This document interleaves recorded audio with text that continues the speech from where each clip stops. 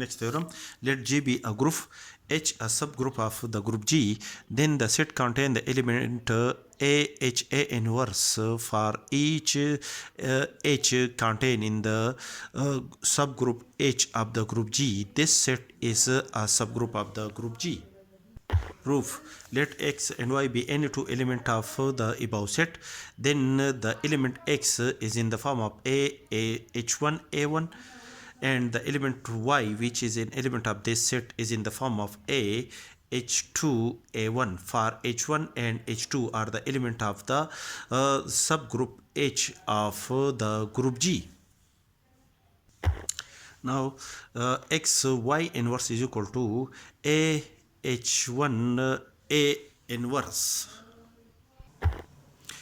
Y inverse is equal to A inverse whole inverse, and aH2 A inverse whole inverse is equal to A inverse whole inverse H2 inverse and A inverse. A inverse whole inverse is equal to A H2 inverse A inverse.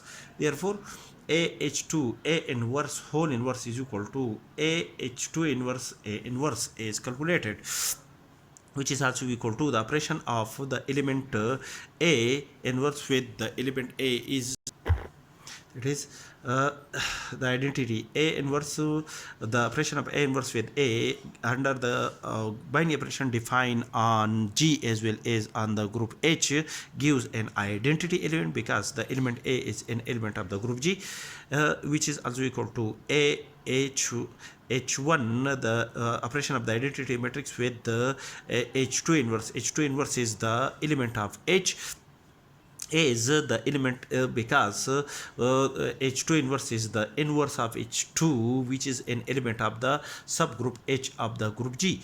Therefore the inverse of H2 is also exists in H, which is denoted by H2 whole inverse, and identity element is also an element of H. Therefore the operation of the identity element with H2 inverse gives an H2 inverse, and the H1 and H2 inverse are the element of the subgroup H of a group G. Therefore the operation of the element, the operation of the H1 and H2 inverse under the binary operation defined on H gives an element H3, which is an element of the subgroup H of the group G, because H1 and H2 inverse are the element of the subgroup H of a group G. Therefore the operation of these two elements of H gives an element of H denoted by H3 in this case.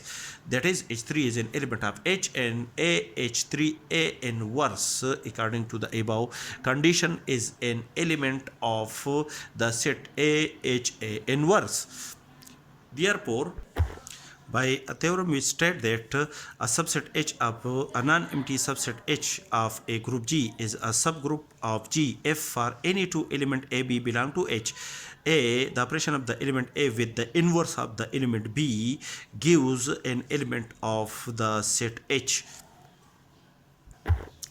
According to this theorem, X, Y are the two elements of the set denoted by aHa inverse, and implies that it is proved that the operation of the element X with the inverse of the element Y is an element of the set aHa inverse. Therefore, according to this theorem, the set aHa inverse is a subgroup of the group G.